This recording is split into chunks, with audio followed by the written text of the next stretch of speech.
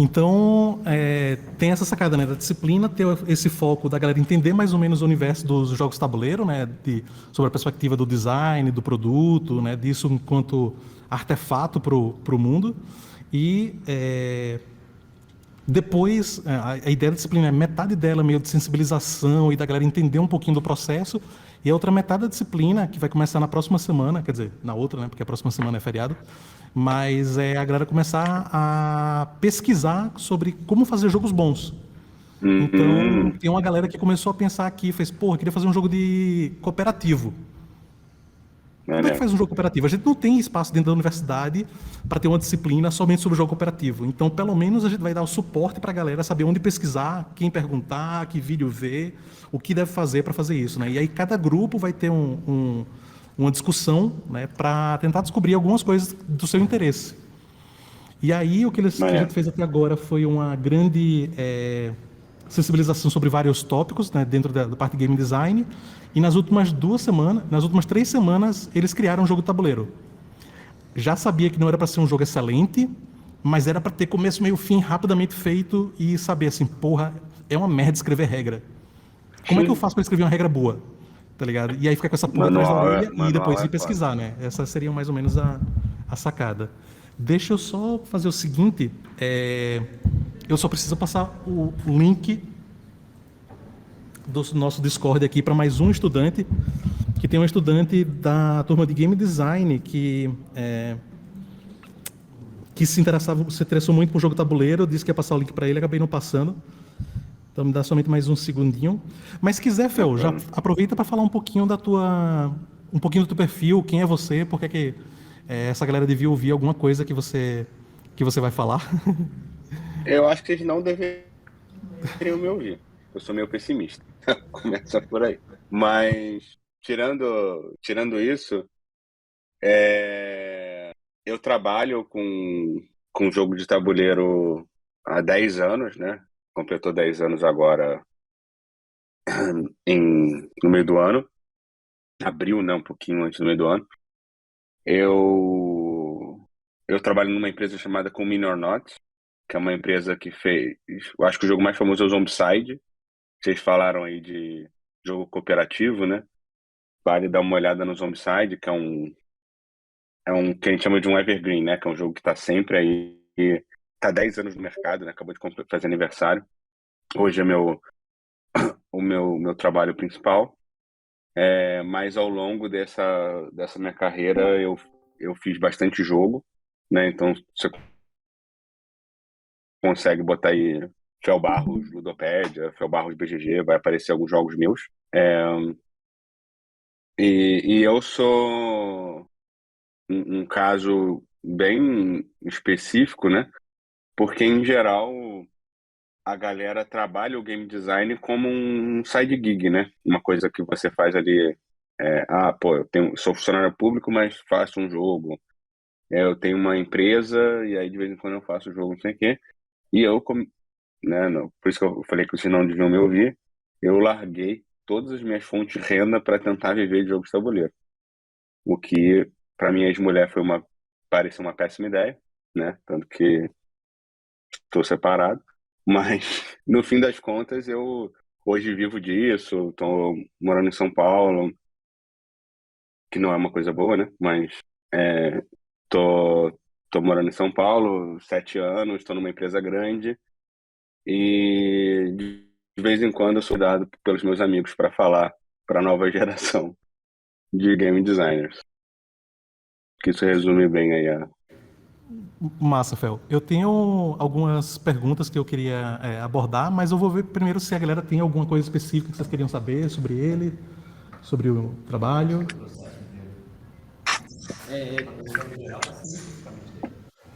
De como ele cria o jogo, como é que vem a ideia, como é. Ó, Fel, estão te perguntando aqui sobre o processo. Existe um processo de game design, alguma coisa que tu já consegue perceber assim que normalmente eu faço isso primeiro, depois aquilo segundo e aquela outra coisa. Tá. Deixa eu só dar como vocês estão na faculdade, né, uma bibliografia aí para vocês pegarem.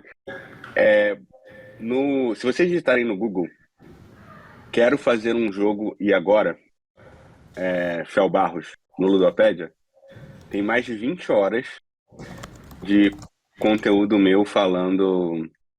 Se vocês quiserem, depois eu passo o link pro Arthur também, mas falando sobre isso mais a fundo, né? Porque essa pergunta foi uma live que eu fiz em 2018, 2019, que chama Da Ideia ao Produto, né? Que quase 2 horas e tal, com o conteúdo dos jogos. Então, obviamente, não dá para eu falar todos os detalhes então, tão pouco tempo. Mas só para dar uma resumida, depois vocês podem ver esse vídeo, se interessar, claro. Eu, hoje em dia, eu acredito que a gente começa pelo produto. Eu já fui do tema da turma do. A gente começa pela mecânica, depois eu troquei para a gente começa pelo tema, e hoje eu sou do time do começa pelo produto. O que é começar pelo produto? Você trabalhar com a limitação física de um jogo de tabuleiro. O que isso quer dizer? Vou me meter aqui pra caralho na aula do Arthur, tá? Não foi nada combinado. Mas, É, por é, exemplo, é suposto isso, Fel. A gente percebe que é para meter o pé dele, que ninguém tem certeza das coisas e que a gente tá construindo junto. Então fica à vontade. perfeito. Então, metendo o bedelho aqui onde eu não fui chamado, uma limitação física que vocês poderiam fazer é tipo, ó, vocês têm que fazer um jogo usando 60 cartas.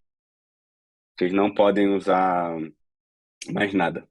Pode ser do tema que vocês quiserem, quando vocês quiserem, mas tem que ser 60 cartas. Que foi a limitação que eu me coloquei na primeira vez que eu criei um jogo de tabuleiro, né? Que foi o Warzoo. É um jogo de 60 cartas. Depois a editora decidiu colocar tokens. Inclusive, já falei na PUC do Paraná do Warzoo, né? Primeira palestra que eu dei na PUC com o Arthur lá em Vovó Verde foi sobre o Warzoo. Então, se vocês quiserem pesquisar, Warzoo é o War de guerra, né? E Zoo de zoológico, tudo junto. Foi meu primeiro jogo. E a alimentação era essa. Eu descobri na Copag que uma folha, né? O jeito como é que eles fazem um baralho, né? Eles têm uma máquina grandona e aí eles batem um monte de carta ao mesmo tempo. Essa batida de carta e essa energia gasta para processar essas cartas gera em média 1.000 baralhos, consome energia pra cacete. Então, se você começa a sua criação com uma limitação física,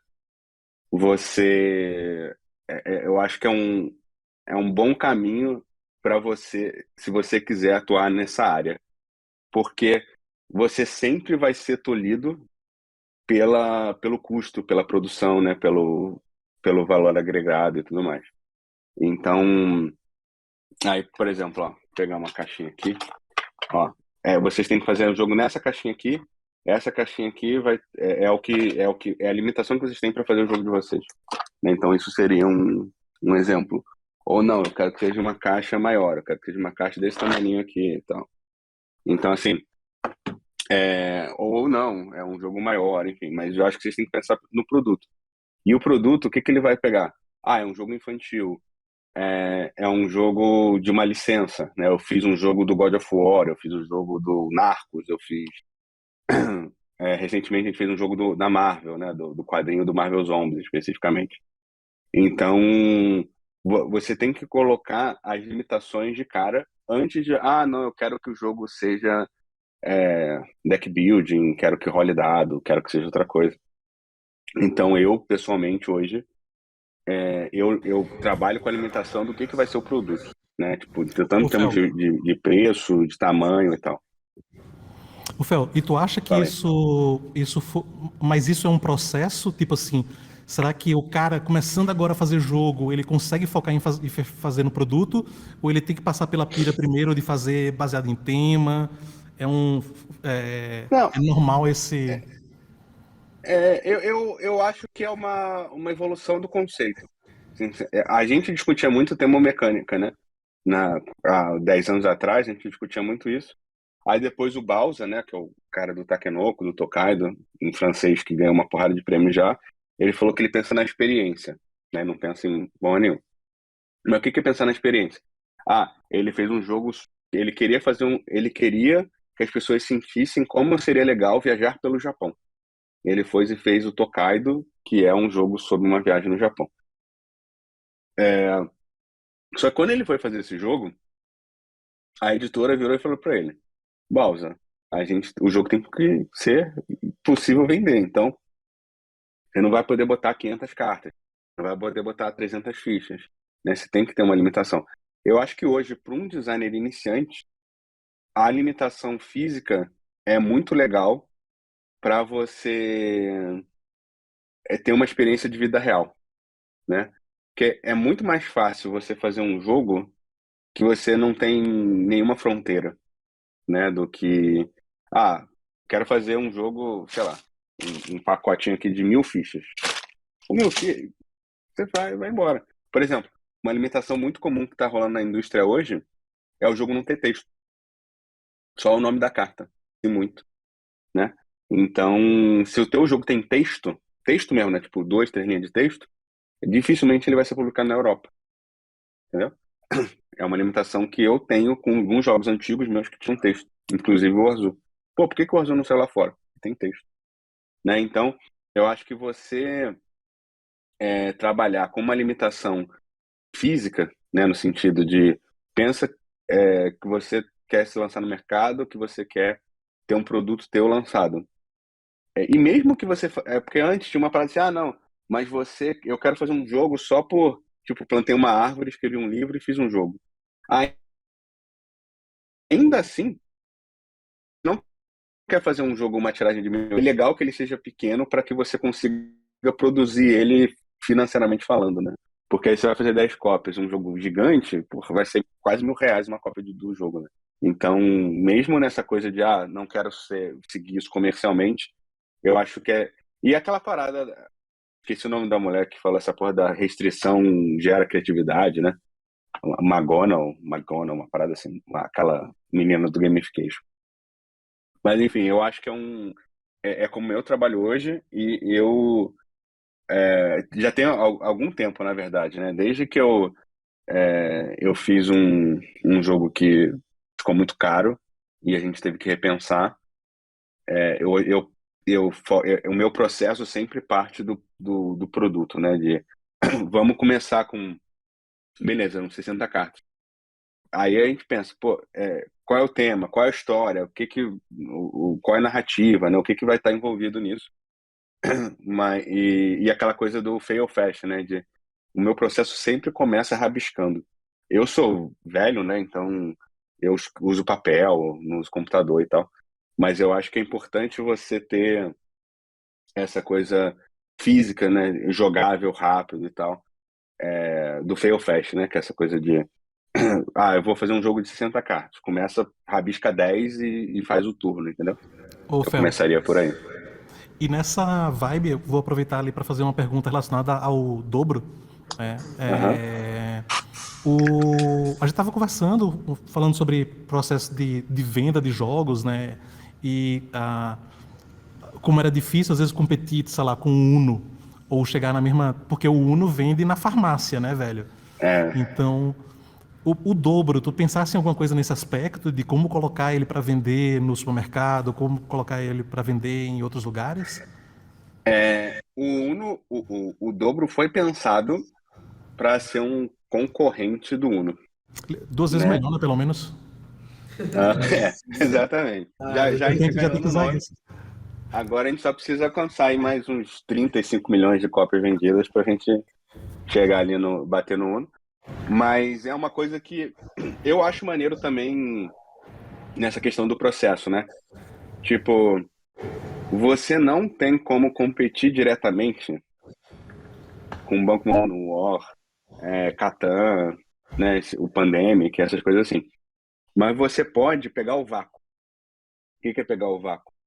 É você usar esse produto como base para você criar o teu, né? O dobro, depois se vocês quiserem pesquisar, ele é baseado em um jogo chamado Medievalia, que é a versão anterior. O Medievalia é eu no começo da carreira e o dobro sou eu com 10 anos de carreira. E vocês vão ver umas diferenças muito boas. Primeiro que o nome é muito melhor, né? Dobro é um nome muito simples, muito direto, né? A... Não tem texto, né? Para atender essa demanda da Europa. A arte é mais minimalista, tem uma coisa muito louca. Jogo de mass market não tem essas artes absurdas que a galera nerdola gosta, entendeu? Ele não é medieval, ele não é fantasia, não é ficção científica. Ele é uma coisa mais genérica, mais ampla, quase abstrata, justamente para você não afastar o consumidor médio, né? Tipo, a avó, a tiazinha, o cara que não gosta, que acha que é coisa de nerd, ai, puta, o maluco joga, não pega ninguém, não sei o quê. Então, toda essa galera que tem uma resistência a jogo, você ter uma arte abstrata e não nerd ajuda bastante a você aumentar o alcance. A Então, gente viu aqui, Fel, é, a gente viu aqui essa sacada com o azul, com sagrada. Gente, isso, alunos que compraram o azul e aí fez sucesso entre os avós e, tá ligado? é isso, exatamente. O azul é um excelente exemplo disso que eu tô falando, né? Porque ele tem tanto o Azul quanto o Kingdomino, né? Que são dois jogos ali. Não é tipo, porra, é igual ao Dominó. Não é igual ao Dominó. Mas ele tem o lance tátil, que é muito forte hoje em jogo.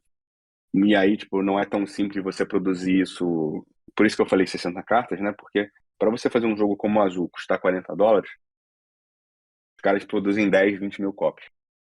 Que não é a realidade do Brasil. Então, assim, a carta é a realidade do Brasil, entendeu? Você Ô, manufatura Fel, na Copag, não sei o quê. um jogo desses com 10 mil unidades, quem é que arca com esse custo inicialmente? É a É a própria. produtora. Então a produtora tem alguém lá que tem muito dinheiro e que investe nisso de forma como um empreendedor, né? Eu vou dizer assim, eu vou fazer essas 10 mil cópias, depois eu vou tentar vender elas, né? O processo é mais ou menos Isso. esse. A produtora especificamente tem. A menos que você tem dois jeitos hoje de captar grana, não tipo só dois, né? Mas os dois mais comuns. É uma produtora com muita grana. O caso do Azul especificamente é uma menina chamada Sophie Gravel, uma menina de 50 anos, né? Nós estamos falando de menina. A Sophie Gravel, ela tinha uma empresa no Canadá chamada Filosofia. Ela vendeu para a Asmodee, fez muito dinheiro. E ela é uma baita produtora. O que é uma produtora? É a pessoa que vai pensar o produto. Então, o Michael Kisner, né, que é o autor do Azul, ele chegou provavelmente com um stylezinho, Carcassonne mesmo, e mostrou para ela, mostrou o grid, mostrou aquele quadradinho, não sei o quê. E ela foi a pessoa que chegou naquela pecinha que o Azul usa, né? E essa sacada é a sacada do produtor. Vou pegar aqui, ó, um jogo da década de 70. Opa, aqui, ó. Olha isso aqui. Não dá nem pra ver direito, né? Ó, isso aqui é um jogo da década de 70. Ó. Ele não tem verso, tá amarelado pra cacete, mas ele era uma outra época de produção de conteúdo. As caixas tinham que ser muito grandes para chamar atenção na prateleira. Hoje você tem as caixinhas menores, né? E você tem essa coisa da Europa e da Ásia de ser mais compacto e tal. Depois, se o Arthur não mostrou ainda, eu aconselharia mostrar a Oink, que é uma galera do Japão que faz sempre o jogo com o mesmo tamanho de caixa, com um tamanho pequenininho, Oink Games. É, Então, o meio mais comum hoje é alguém que tem muita grana e que vai pagar a China por essa produção, né? Que esses jogos grandes são sempre produzidos na China. E aí, ela vai conseguir medir mais ou menos quanto ela vai produzir, porque ela vai oferecer para os distribuidores, né? A galera que vai mandar os jogos para as lojas, vai falar assim, ó, esse é o jogo, esse é o sell sheet, ó, é desse cara aqui, que é um cara famoso, ó, o produto tá muito bonito, não sei o quê. Quantas cópias você acha que você vai pedir? Obviamente, a pessoa não é um contrato, um compromisso que a pessoa, ela dá um ballpark, né, uma aproximação de quanto ela vai pedir. E baseado nisso, nessa estimativa, ela manda rodar X cópias lá fora. E uma coisa que é comum também, e é por isso que o jogo não tem texto, você já busca parceiro internacional. O que é buscar o parceiro internacional? Você faz em vários países. Como você não tem texto, a única coisa que muda no componente é o manual. Então você manda o manual para as outras editoras e aí todo mundo produz junto. Porque, por exemplo, a Galápagos, né? A Galápagos ela não é uma editora, ela é uma distribuidora. Ela vai pegar o azul, por exemplo, a Sofia vai chegar e vai oferecer para ela, e ela vai falar, tá bom, eu quero fazer 5.000. Aí vai chegar um cara lá na Rússia e falar, eu vou fazer 2, eu vou fazer 3, vou fazer 4, vou fazer 5. E aí todo mundo junto vai dar 30, 40, 50 mil, sei lá o número que for, e aí o custo de produção baixa, né? Então isso é uma outra estratégia que rola também para diluir o custo da pessoa. Vale a pena deixar registrado também, né, que esse processo de a diferença de eu fazer 2.000 e depois 2.000 para eu fazer 4.000 é muito É grande. enorme. O pessoal tem, quando a gente vai falar com design gráfico, a gente tem uma coisa que é chamada o start da máquina.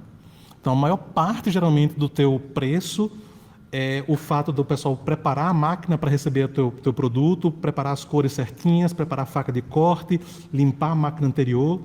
E aí, no final das contas, por exemplo, quando eu trabalhava com design gráfico, eu só tinha que fazer cartão de visita. Você fazer 100 cartões de visita e você fazer 1.000, a diferença era tipo R$ 10. Tá ligado? É, Por quê? Porque essa parte inicial, que era o maior problema, né, de você fazer isso. Então, cada vez que você consegue juntar uma galera para fazer uma tiragem grande e direta, tua economia às vezes é 50%. Eu fazer 2 e 2, às vezes é 50% mais barato, eu fazer 4. Então, o impacto é é. bem grande aí. É por isso que eles falam que o papel escala, entendeu? O que é o papel escalar? É essa quantidade de quanto, por exemplo, a fábrica ela vai te dar uma cotação assim, 2.000, tipo 1.000 cópias, 1.000 cópias de azul. A produção vai sair $12. 10.000 cópias de azul já vai ser 8, vai ser 7. E cada dólar faz muita diferença porque isso aí depois multiplica na hora de. Você tem que dar margem para todo mundo envolvido na cadeia, né? Então o jogo no final tem que custar $40. Para ele custar $40, o custo de produção dele tem que ser 5, né? Mais ou menos assim, para você ter uma noção. Ah, mas aí o cara ganha $35? Não, não ganha. Tem muita gente que tem que ganhar no meio. E aí, uma outra coisa que ficou popular foi o Kickstarter, que era outra forma que eu ia falar de ganhar dinheiro. Por que o Kickstarter é tão popular? Porque o Kickstarter ele corta os intermediários. Se você vê um jogo dizendo assim, Kickstarter only, o que isso quer dizer? Que o jogo não vai para o retail, não vai para as redes normais, porque o custo de produção dele não, não vai bater se você tentar fazer todos os caminhos. Um exemplo disso maneiro é o Too Many Bones, né? Ossos demais. Botem aí Too Many Bones, né? Too Many Bones. O Too Many Bones é de uma empresa chamada Chip Theory e eles não conseguem dar, eles querem fazer um produto muito maneiro, eles não conseguem dar margem pro lojista e pro distribuidor. Então eles só vendem direto pro KS, né? Porque aí o jogo é mais caro, porque essa conta que eu tô falando, né? De 40 custa 5, o Too Many Bones custa uns 30. Um jogo de $30 no retail vai custar 200, 250. E eles vendem por 100 no KS. Por que eles vendem por 100 no KS? Porque eles só têm que pagar o Kickstarter e a gráfica. Eles não têm que dar margem para os outros. Entendeu? E aí é um caso que eu acho que aplica bem se vocês quiserem fazer uma produção indie. Vocês vão, lançam o jogo e mandam no Catarse. Aí vocês não têm essas margens a mais. O reforço disso somente, né, acho que talvez a grande diferença da distribuição normal e da distribuição do Kickstarter é que geralmente a do Kickstarter ela já é mirada com uma quantidade específica de pessoas para que você vai mandar, entre aspas, diretamente, né? É isso. Então, quando eu vou fazer uma distribuição que ela é aberta, eu tenho que imaginar o preço de eu mandar um pacote com 500 cópias, sei lá, para uma cidade tipo São Paulo, e aquelas cópias vão ficar lá e de repente não vendeu as 500, vendeu 300, eu vou ter que arrumar alguém para pegar de volta, para levar para outro lugar. Então você já imagina esse tipo de processo, né, de você ter que mandar e depois as pessoas vão se interessar comprarem, né? Mas se não, você arca meio que com o custo É, disso. assim, é uma realidade muito diferente do jogo digital, né? Eu sempre falo que a maior diferença é que não tem patch, né? Então, meu irmão, você fez merda no produto, ele vai te assombrar o resto da sua vida, né? o meu segundo jogo, que é o Encantados, a caixa não abria. Então, a gente tem 1.000 caixas espalhadas pelo Brasil que não abrem. Então, o vagabundo teve que rasgar, cortar os caralhos para poder resolver. Então, esse eu acho que é coisa de revisão, manual, não sei o quê. Por exemplo, tem um jogo da Galápagos chamado Warriors, que eles botaram expansão em vez de expansão. Meu irmão, esse N aí vai assombrar o resto da vida da galera que fez, porque saiu 1.000 cópias com aquele N. Não dá pra você não vai mandar um adesivo pra galera corrigir a caixa, né? E aí alguns jogos que saem com erros, agora eles estão fazendo uns packs de reposição. Então, o Nemesis, é um jogo grandão da Galápagos também, eles fizeram e perderam uma grana, né, nesse processo, mas eles fizeram um pack de atualização por causa que tinha algumas cartas erradas. Então, lembrem sempre dessa parada de não ter patch, que é bem relevante também. Ver se tem alguém que tem alguma pergunta específica de alguma. Deixa eu ver lá. Zé. Eu queria saber se tipo, é viável fazer a versão, tipo, teste do jogo digitalmente. A galera tá perguntando sobre a versão digital para teste, tipo, você está fazendo protótipo, não sei o quê, você já quer mostrar pra galera, vale a pena gastar tempo fazendo a versão digital? É isso?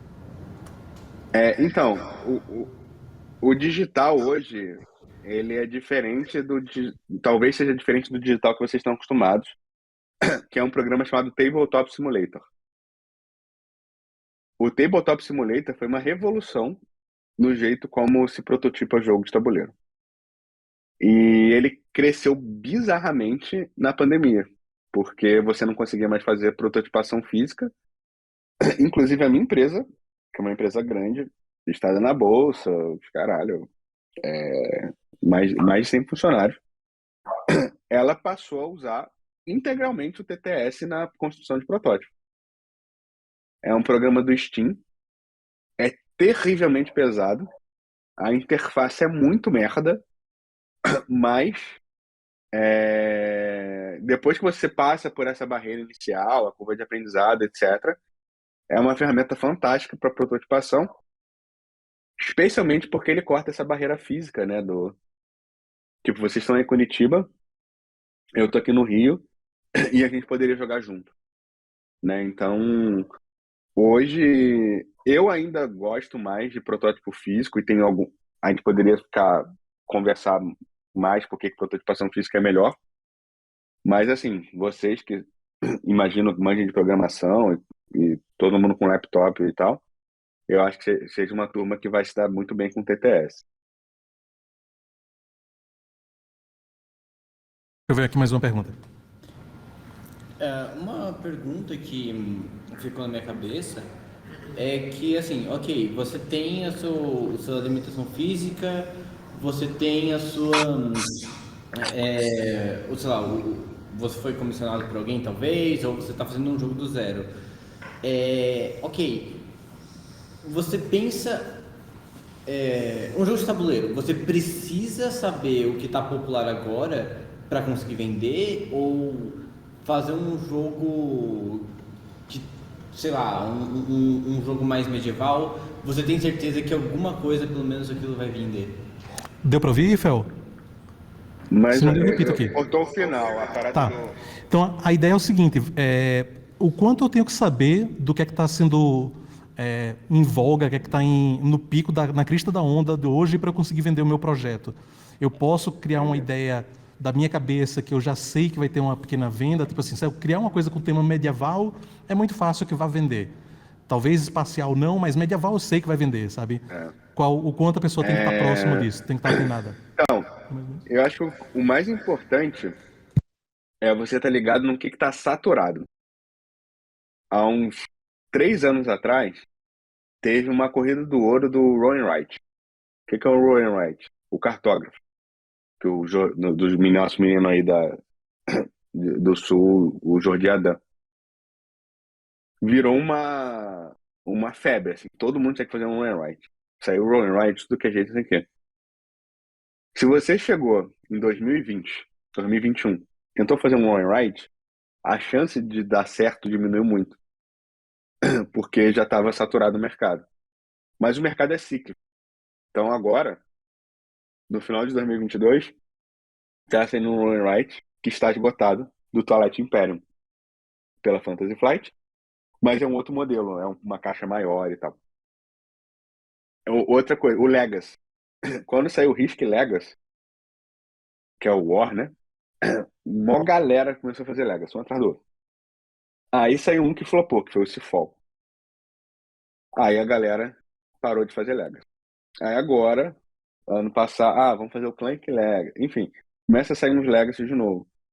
Tem algumas coisas que sempre vão sair, e aí você tem. Só que aí, uma parada que eu sempre falo, né? Você pode fazer o que você quiser. Só que você tem que entender que vão te comparar com um jogo ABC e você tem que sair favorável na comparação. Todos os meus jogos são comparados a outros. Alguns, inclusive, eu sou acusado de plágio. Mesmo tendo que ter voltado no tempo para plagiar, porque o meu jogo saiu antes do Ducato. Mas rola plágio também. Eu peguei minha máquina do tempo lá, copiei o jogo do futuro e voltei. Mas assim, sempre vai ter essa comparação e aí você tem que estar preparado para responder o que diferencia, não é melhor, mas o que diferencia o teu jogo da comparação. Então, por exemplo, o Dobro, que foi meu último jogo. Porra, é igual o Uno. Não é. Ele é um pouco, ele é melhor em mais gente. Ele é um pouco mais complicado. Ele tem um pouco mais de profundidade, entendeu? Ele não é tão acessível, né? Tipo, a regra dele é um pouco mais complicada que a do Uno, por causa da pontuação. Então, assim, a parada, você pode fazer o que você quiser, desde que você entenda que você vai ser comparado em preço, né? Tipo, por R$ 40, eu preferia comprar 2 Unos. Você fez um jogo de R$ 100. Por R$ 100, eu prefiro. Você fez um jogo de R$ 300. E o teu jogo tem 80 cartas e 10 fichas. Cara, porra, por R$ 300 eu compro esse aqui que tem 45 miniaturas. Né? Então, todo jogo teu, você pode ser o Einstein da criação. Ele vai cair numa faixa de jogos. Seja porque, o que aconteceu depois que a galera fez o Gloomhaven? Todo mundo queria fazer um Dungeon Crawler sem sorte. Um Dungeon Crawler sem dado. O que aconteceu? Porra, prefiro jogar Gloomhaven. Mas esse aqui, ele é um Gloomhaven que não demora 100 horas pra jogar. Esse é maneiro. Que foi quem? O Gloomhavenzinho. Que era o Jaws of the Lion. Saiu agora como Presa do Leão aqui no Brasil. Entendeu? Então, assim, você pode partir de um outro jogo e vai falar: eu vou fazer esse, mas eu vou fazer mais rápido. Eu vou fazer mais barato. Eu vou fazer mais bonito. Um dos meus primeiros jogos chama Looters. O Looters, eu falei: eu vou fazer um Munchkin que acaba. Esse é meu mote. O Munchkin, pra quem já jogou, é um jogo que demora pra caralho. Porque ele arrasta no final, porque tem a parada do Take That, não sei o quê. Então, o Looters, o que eu fiz? Esse jogo vai durar 20 minutos. Mas a base dele é o Take That do Munchkin. Não que tipo, a mecânica é igual. Mas a galera vai jogar e vai falar. E aí, naturalmente, organicamente, sem eu falar nada, saía a review da galera falando: Munchkin que acaba. Que era a premissa que eu tinha colocado lá, entendeu? E assim, eu sempre falo essa parada. Eu não sou um cara criativo. Eu tenho muitas fontes. Né? Que eu já joguei 2.000 jogos diferentes. Então é como se fosse uma grande enciclopédia de jogos de tabuleiro. Então eu consigo copiar as partes certas, os lugares certos e não parecer igual. Né? Então não dá pra galera falar que eu plagiei. Só no Space Cantina, que eu viajei no futuro e copiei o Granastro Hotel. Quem quiser depois procurar Space Cantina Granastro Hotel vai ver aí o rolo que foi esses 2 jogos. E não tem nada a ver, tá? Mas enfim, é boa a história. Ô Fel, e só reforçando um ponto aqui, na semana passada eu tive algumas discussões exatamente sobre tangendo esse tema aí, sobre inovação em jogos.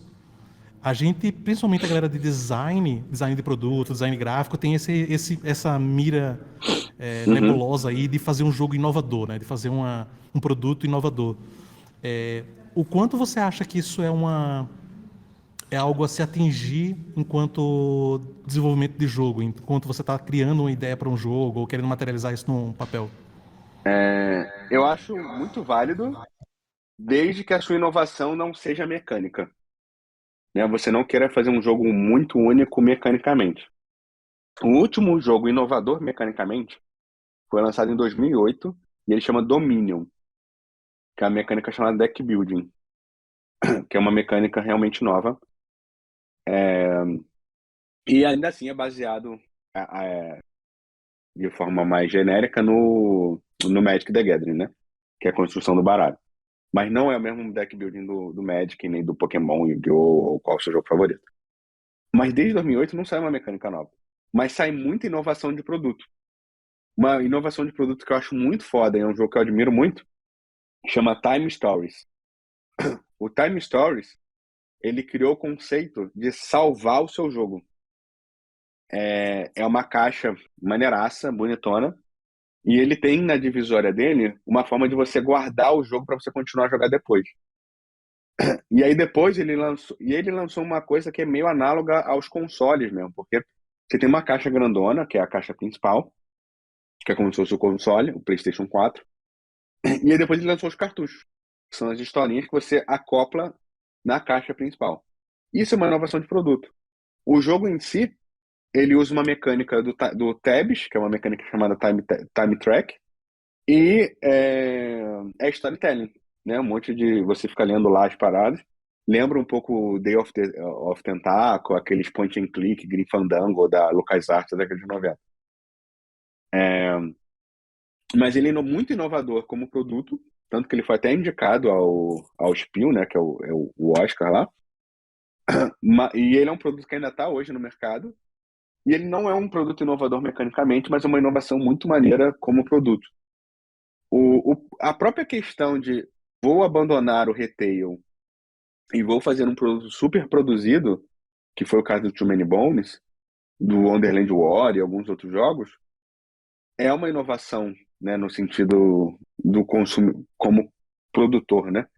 Então eu acho que é muito maneiro, ainda mais se vocês trabalham com design gráfico e tal, vocês pensarem em soluções bacanas de o meu uma coisa que criou muito, que pegou muita atração nos últimos anos, foi o que a gente chama de presença de mesa. O que é presença de mesa? O jogo sobe, né? O jogo de tabuleiro, ele é muito verticalizado, né?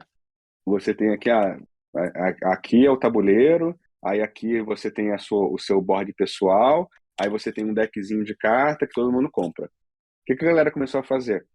Começou a fazer o jogo vertical. O que é o jogo vertical? É aquela árvore idiota do Everdell. A árvore idiota do Everdell é um pouco exagerada, porque ela não deixa, ela atrapalha ao X, né? A experiência da galera, porque ela tampa um pedaço do tabuleiro que você não consegue ver. Mas você tem bons exemplos. Procura o Descent novo da Fantasy Flight, que é Peguei uma o, caixa quadrada grandona. carreguei no browser aqui para mostrar para a galera depois o fotossíntese. O Fantasy é lindo. É um bom exemplo também, entendeu? Podia ser somente os É, tokenzinhos, fuleiro, tá é, ligado? Mas o fato de ter as árvorezinhas. é isso. Então é isso. O jogo ele verticalizou. E essa verticalização, esse papercraft, essa parada assim é muito maneira para. Então você tem por exemplo, você teve inovação, o Andor, Lendas de Andor, ele tentou simular o videogame no sentido de você começar a jogar rápido.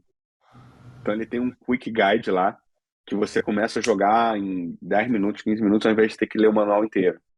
Então você tem sim espaço para inovação, e aí ou você vai ter tipo, uma mescla, você vai inovar no sentido de meio que um alquimista. Tem um jogo que catapultou no BGG recentemente, que é o Ark Nova. O Ark Nova, ele é um amálgama de 3 grandes jogos.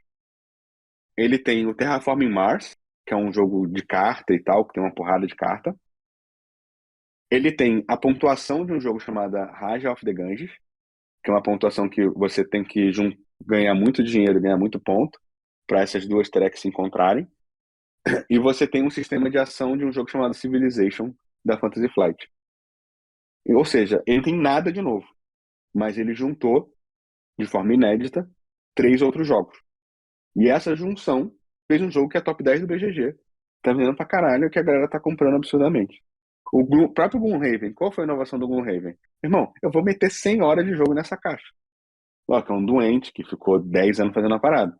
Não é um bom exemplo, mas é uma inovação.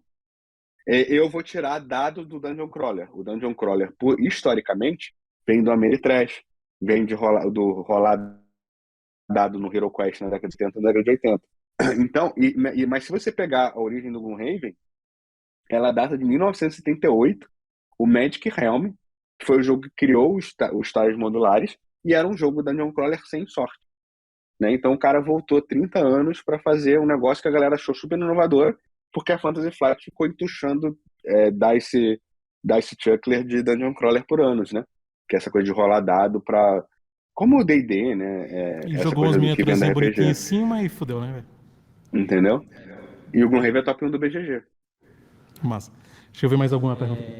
Nessa onda de inovação, com né, o avanço que está tendo tecnológico das impressoras 3D, você diria que está mais fácil de fazer board games com miniaturas?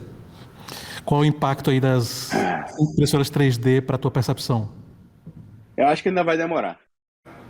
Porque é o seguinte, a impressão 3D tem que baratear muito para ela ser escalável, entendeu? O que acontece? Lembra que eu falei, né? Um jogo de $100 vai ter que custar 18 para ser viável financeiramente. E hoje você fazer uma miniatura fodona, cheia de detalhe, na impressora 3D, eu não sei quanto custa, mas com certeza não é cents, pennies, né? Não é nem cents, é pennies. Porque como é que é a produção de miniatura hoje? Você tem um molde de ferro grandão, que vai ter 10, 15 miniaturas. Né? Uma chapa de ferro mesmo. E ele vai botar lá ele vai jogar o plástico derretido ali, né? E vai bater esse plástico e vai sair uma caralhada de miniatura de cada vez. Então, por isso que se você pegar e for querer fazer um jogo de miniatura, aí não parte de 1.000 cópias, parte de 5.000. Porque uma chapa dessa é tipo 15, 20 mil dólares. Né? E você tem que diluir isso no preço de todos os jogos.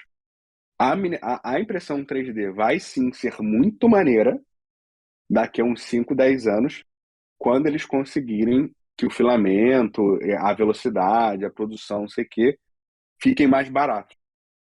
Então, porque aí, o que vai acontecer? O que eu consigo ver daqui a uns 10 anos a galera fazendo? Você mesmo em casa vai fazer o teu kitzinho de miniatura. Tem a coisa da modelagem, né? Que não sei quando a inteligência artificial vai tomar modelagem 3D como tomou a ilustração, mas um dia tem esse profissional ainda, né? Que é o cara que faz a modelagem, que também é uma coisa cara. Mas assim, a galera vai vender os moldes 3D e você vai poder imprimir lá o teu kitzinho por $20, entendeu? Mas a gente ainda não tá nesse ponto. Se você for ver hoje, a galera vende. Tem uma porrada de site, né, vendendo essas coisas de miniatura 3D. Os caras vendem os STL, acho que é STL o nome, né? Posso estar falando besteira, mas acho que o nome do arquivo é STL. Os caras vendem os STLs assim, tipo, se você pagar $10 por mês, você tem direito a 50 STLs meus todo mês, eles ficam lançando, não sei o quê. Mas aí você bota o custo do modelador e o custo de fazer a miniatura mesmo, do filamento, etc. E aí viabiliza para comercial, entendeu? Infelizmente. Mas é uma coisa que, não, com certeza, a geração de vocês vai pegar mais do que a minha. É uma tecnologia foda.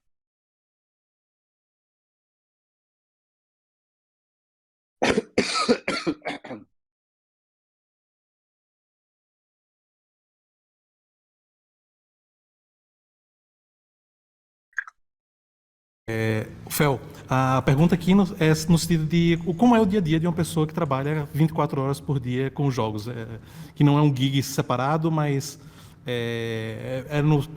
vibe de freelancer, é uma vibe de não, eu tenho que bater ponto a tal hora, você vai para o escritório, você trabalha em casa, como é o teu modelo aí? É, o meu especificamente não é freelance. Eu tenho um emprego normal de 8 horas por dia.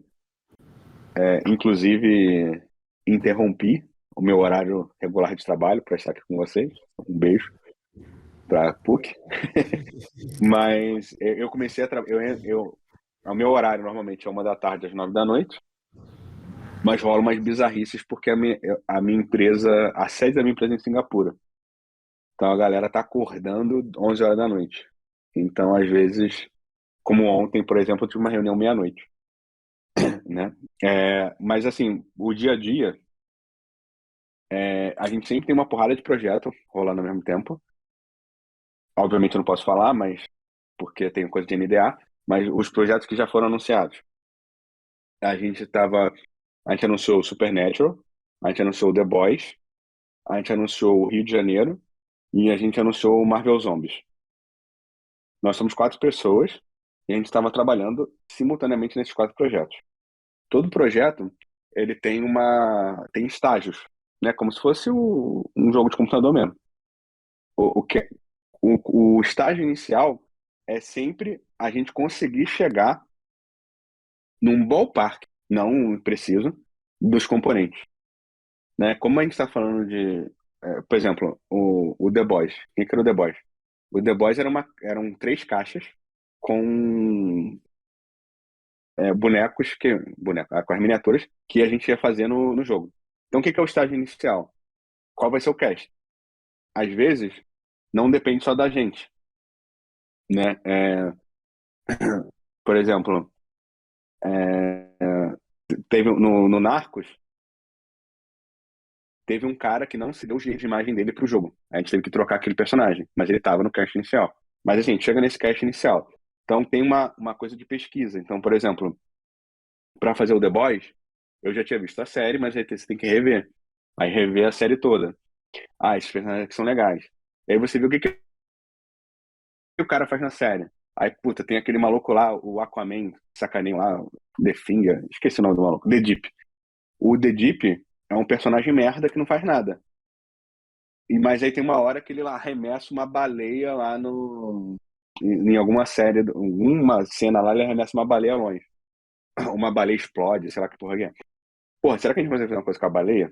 Aí vem alguém e fala, mas o Greenpeace vai reclamar com você que vocês estão maltratando baleia. Fudeu, não vamos botar a porra da baleia. Entendeu? Então fica esse back and forth ali. Mas uma hora a gente vai chegar e vai falar, não, gente, vão ser 3 caixas. Vai ter 6 bonecos cada uma. Beleza? Beleza. Aí agora a gente tem que colocar eles, que é a maior parte do nosso trabalho, o grosso do nosso trabalho é playtestar. Das 8 horas por dia, normalmente 4 a 6 são playtestando. No TTS, né? Agora eu tô no Rio e o pessoal tá em São Paulo. A gente tá playtestando no TTS. Fel, É, deixa eu esclarecer uma fala aí. coisa. Então, você teve um momento que foi anunciado que vocês iam trabalhar com a franquia The Boys. Vocês vão ter um momento inicial ali que vocês imaginam que tipo de jogo vocês devem fazer. Logo em seguida, vocês fecham esse casting. Aham. E a parte de peças. Então, para aquela ideia inicial que a gente tinha, que era um jogo dessa forma, assim, outra, a gente precisa de tantos personagens, tantas cartas, mais ou menos 2 tabuleiros, assim, assado. E aí dali pra frente, mas já tem uma noção do que é o jogo, né? Nesse momento você já Isso. tem. Tá, beleza. E aí É, daí pra é, é, co- frente seria essa outra parte é isso. de level design mesmo, que seria, ok, como é que a gente faz isso que a gente tem ideia acontecer de verdade, né? Por isso que eu falei essa parada do produto primeiro, porque se você vai fazer uma caixa que ela é pequena e que ela tem que custar US$ 40, ou ela só vai ter as miniaturas, ou ela vai ter uma miniatura e algumas cartas. E aí, durante o desenvolvimento, e aí que o negócio começa a dar merda, você fala assim, puta, mas a gente quer botar a baleia. Mas aí pra botar a baleia precisa fazer uma arte. Mas aí pra botar uma arte tem que falar com os caras por causa do licenciamento. Eles vão deixar botar a baleia ou não vai. Ah, mas o Greenpeace vai reclamar da baleia. Será que a gente bota a baleia mesmo assim? Não, não bota. Puta, mas agora todo mundo é vegano. Vamos, tira a porra da baleia, não bota nada, entendeu? Então, tem umas paradas assim que a gente tem que ficar que a gente tem que ficar ligado e aí tem a coisa do custo, né? Tipo, cara, $40, você não consegue botar 70 cartas ali. Fisicamente não vai caber 70 cartas porque é uma caixinha fina, sabe? Então tem umas coisas assim que sempre quem vai nortear a gente é o produto, né? Então a gente sempre vai trabalhar com essas restrições. E aí, uma coisa que a gente sempre tenta fazer, principalmente quando é franquia, é o cara vai jogar com isso aqui e ele vai lembrar daquela cena, ele vai lembrar daquele personagem, ele vai lembrar daquela fala. Né? O God of War fez o card game, a gente pegou. O que é mais maneiro do God of War? É aquele grindzinho ali de runas, caralho? Não. É os bosses. Então, ou os inimigos maiores, né? Não necessariamente bosses. Então a gente pegou e fez 10 cenas dos 10 bosses e colocou no God of War. E aí, tipo assim, o cara quer reproduzir a experiência do jogo. Aí tem um modo solo que você joga com o Kratos, o Atreus e o Mimir, né? Que é aquela cabeça.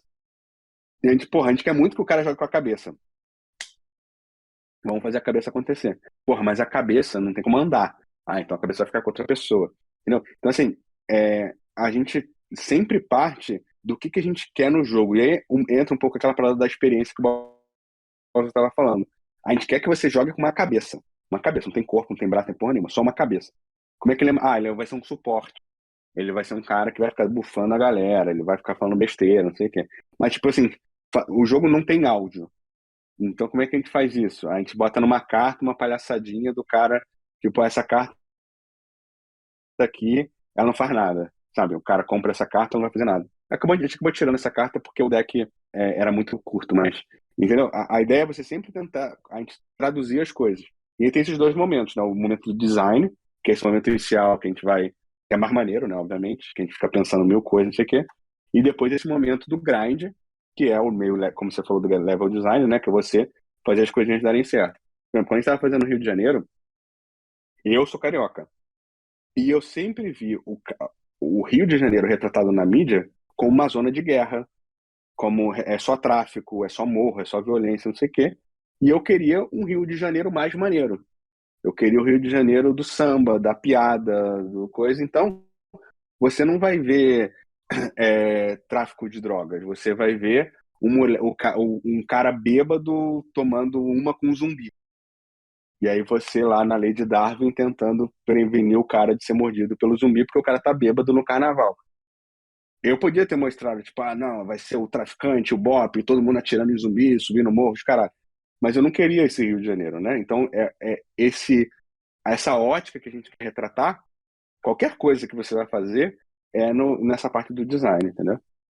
Mas é isso, o dia a dia E aí, essa parte criativa é foda porque você trabalha 8 horas por dia e às vezes você vai sentir que não rendeu, né? Porque você ficou 8 horas olhando o Rio de Janeiro. Por exemplo, eu queria colocar o Maracanã, eu queria colocar a Lapa, eu queria colocar o Cristo Redentor, eu queria colocar o Pão de Açúcar. E aí tem uma pracinha que eu morei quando eu era criança. E aí, meu irmão, não dá pra botar tudo, porque a gente só tem 7 tiles. E pra fazer o Maracanã precisa de 4. Então, assim, tem uma limitação física, como eu falei, que por isso que eu falei que você importa no produto, entendeu? Que faz com que... Mas, assim, é isso. Tipo, às vezes 8 horas. Nessa fase de design, você passa 8 horas e você só tá estudando o Rio de Janeiro e as armas. Tipo, eu quero botar biscoito Globo, entendeu? No jogo. Vamos dar um jeito aí. Né? Então rola isso mesmo. Mas aí depois, quando fica no grind lá, né, que é a maior parte do nosso trabalho, é playtest. Vou ver aqui mais uma pergunta que tinha lá. Era um assunto antigo, na verdade. Qual é a possibilidade das IA gerarem todas as cartas, basicamente? Tipo, TCG, essas fitas assim? A pergunta é quando é que você vai perder seu emprego para as inteligências artificiais, Fel? Quando é que elas vão gerar as cartinhas? O cara tem uma ideia geral de que é um TCG, não sei o quê, para lá, e eu preciso de 2, 3 e 4 mana, faça aí, boa sorte. Cara, eu acho que eu nunca vou duvidar da inteligência artificial, né? Porque a Skynet está aí para mostrar pra gente que o mundo vai chegar um dia. Mas o game designer, eu acho que vai ser um pouco mais foda, porque, e é uma frase que eu gosto, mas que ofende muita gente, balanço é overrated. caralho. As pessoas colocam muita ênfase no jogo estar matematicamente equilibrado, que é uma coisa que as máquinas conseguem fazer. Você consegue pedir para uma planilha do Excel deixar o jogo matematicamente perfeito. O Dobro, por exemplo, usa um negócio chamado curva de Gauss.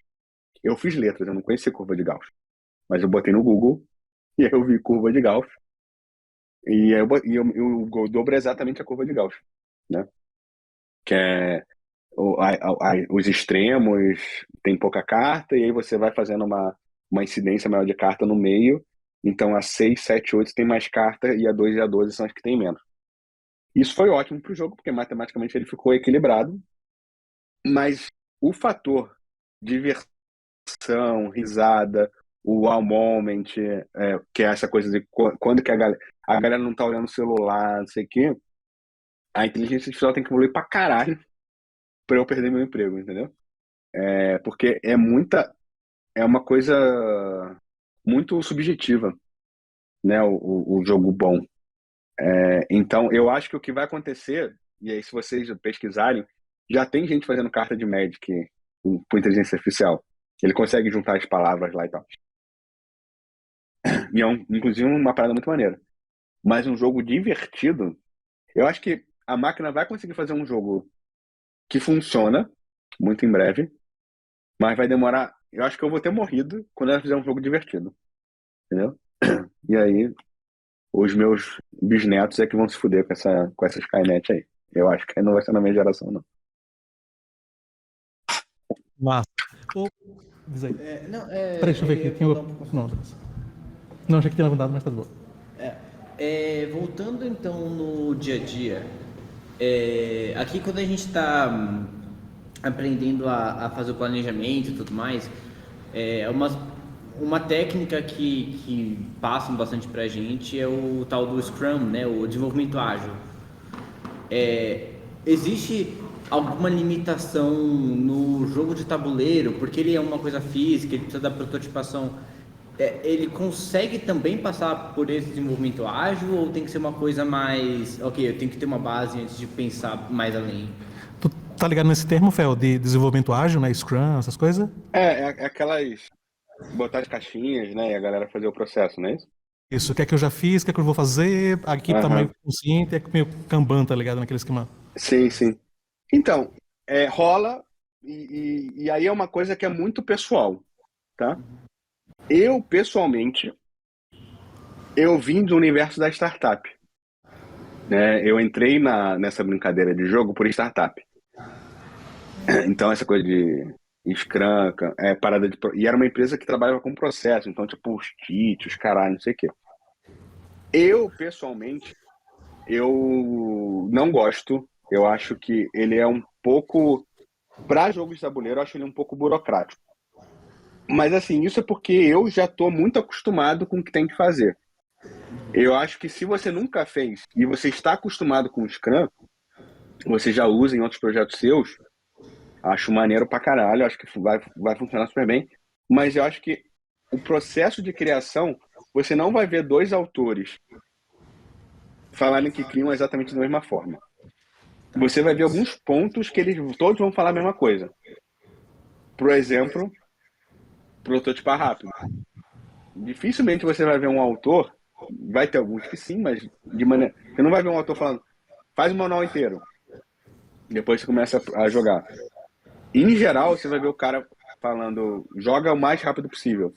E aí você pode colocar isso de, eu tenho um protótipo viável, eu já consigo, eu mapeei meu turno, eu sei os componentes que vão ter na caixa, né? Acho que você pode fazer um processinho assim nesse sentido, não acho um problema.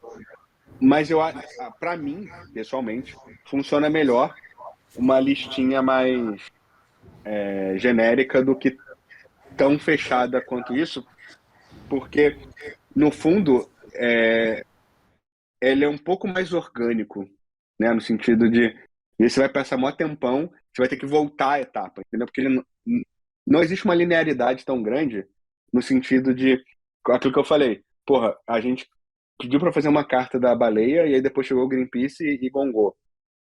né? Então, assim, a gente não consegue ter uma linearidade no processo que esses modelos vão encaixar tão bem. Mas, por outro lado, se é uma coisa que você curte, está acostumado, não sei o quê, aquela parada que a galera fala de fazer GDD. Eu acho que é pessoal. Assim, vocês estão na faculdade, façam o seu GDD. Mas não é uma coisa que eu faço hoje em dia, entendeu? Hoje eu tenho um GDD muito merda que o Arthur daria 0 pro meu GDD. Mas é o que eu uso coisas mais bullet points, uma coisa até meio etérea, assim, né, pra Ô, fazer as Fel, paradas.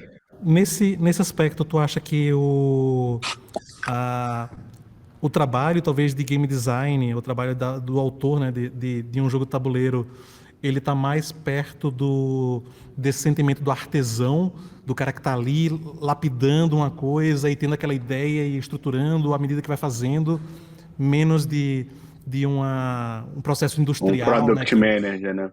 Isso. Então, aí depende do tamanho da empresa que você está trabalhando.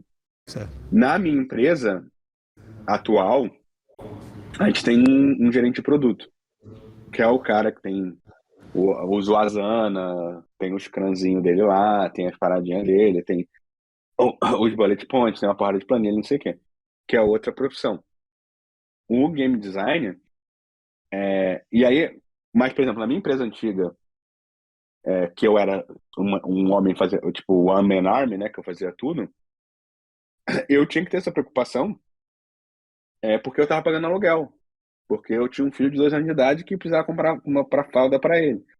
Então, aí não era tão artesão e, nossa, vou ficar aqui olhando 8 horas por dia pro teto pensando no jogo, entendeu? E aí eu tinha que ter mais essa coisa organizacional. Se você é um cara novo, tá querendo fazer seu primeiro jogo, não sei o quê, sempre recomendo você fazer em dupla, né? Fazer com mais uma pessoa, que é maneiro para dar o bounce de ideia e tal.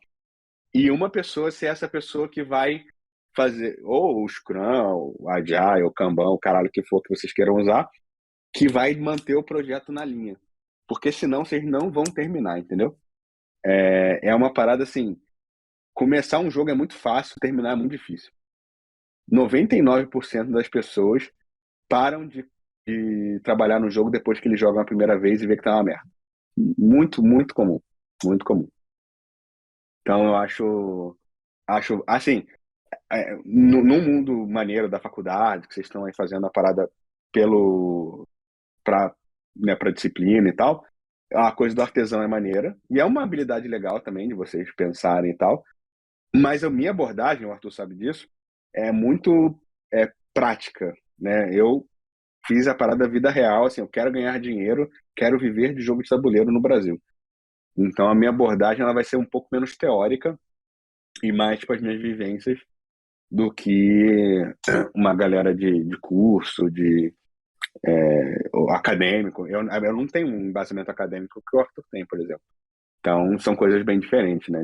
De jeito de fazer jogo e tal. E é muito pessoal, tá? Não pega, assim, o que o Fel falou é o tá na pedra e acabou, entendeu? Cada um vai fazer de um jeito completamente diferente e tá tudo bem. Porque é um processo criativo, né? Então, você tem que... O que importa é você chegar no resultado final. Como você vai chegar nele, você só vai saber fazendo, né? Só playtestando, só jogando. E aí, cada um que vai ter seu jeito, né? Não tem jeito.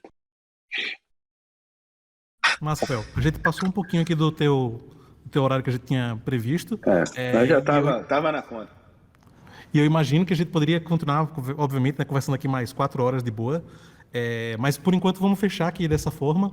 Eu só queria saber uma coisa: onde é que o pessoal consegue mais informações sobre você? Ou se quiser entrar em contato para alguma coisa? Qual é a melhor forma de. O que eu uso mais é o Instagram. Eu tenho um Instagram chamado fel.barros. Ele é meu Instagram pessoal, tá? Então não é uma coisa. Você vai ver eu reclamando do Dolphins ou do Flamengo, entendeu? Mas em geral, eu posto bastante sobre jogo de tabuleiro lá. Inclusive já falei com alguns alunos do Arthur e tal. Acho muito maneiro. Sempre falo essa parada que se na minha época eu tivesse tido aula de game design, a minha vida teria sido muito mais fácil. Então, vocês estão num caminho muito maneiro. É, e aquele tópico que eu falei, né, do Fel Barros na Ludopédia, eu acho que tem bastante informação ali, aí sim, um pouco mais teórica, mas sempre voltada para a prática, né? E tentem jogar, né? Eu sei que, não sei se ainda tem, mas na PUC tinha uma bibliotequinha de jogo, né? Uma ludotequinha aqui com jogos do Arthur e tal, pra galera jogar. Sempre se exponham, mesmo que vocês só queiram fazer jogo O digital. cara, o cara tem 2.000 jogos, aí quando a gente tem 70 disponíveis aqui na PUC, é uma ludotequinha, é foda, velho. Ludotequinha, tranquilo. Mas tem sim. O Peão Tabuleiro tá Então, rodando ainda aqui e tem na própria biblioteca ah, é. central da gente, a gente conseguiu ter alguns lá também. Vocês estão em Curitiba, né? Curitiba é um polo muito forte de jogo de tabuleiro no Brasil. O Arthur aí, né, capinou muito mato, né, lá atrás, mas tem muita gente. Tem um evento chamado Boards and Burgers em Curitiba também, que a galera organiza. O Pinhão de Tabuleiro, né, que é antigo. Tem alguns autores, o Butileiro, o Landgraf, né, tem o próprio Jordi, né, que era de Cascavel, mas fez faculdade aí em Curitiba também. Então vocês estão num polo muito maneiro. E é isso, tipo, se exponham, tentem jogar.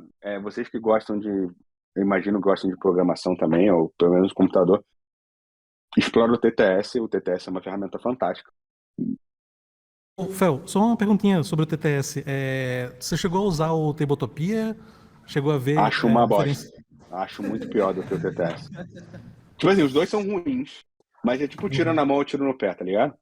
O TTS tiro no pé. E a gente já sabe que tiro na mão é pior. É, os dois são. Os dois vocês vão olhar, vocês como pessoas que manjam de UX, o caralho, estudando essa parada, vão falar, meu Deus, que coisa horrorosa. Mas assim, é o melhor que a gente tem hoje. Tipo, o menos pior, né, que a gente tem hoje é o TTS. Então, segurem esse ímpeto inicial de crítica, né, do jovem, de descartar as Ânsia coisas de em 5 vômito, né? segundos. Ânsia de vômito Exatamente. inicial e depois. Isso. Segura ali, segura na garganta, porque o TTS revolucionou real, assim, o mercado de board game. E na Ludopédia também, eu sou Fel Barros lá.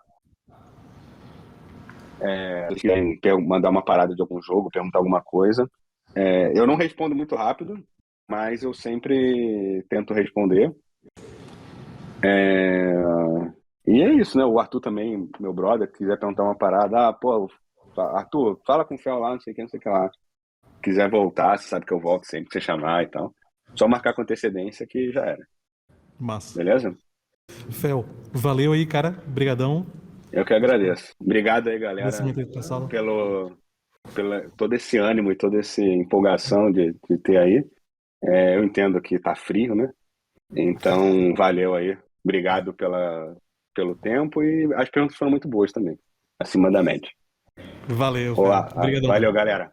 Um Abração. beijo. Tchau, tchau. Até mais. Tchau, tchau.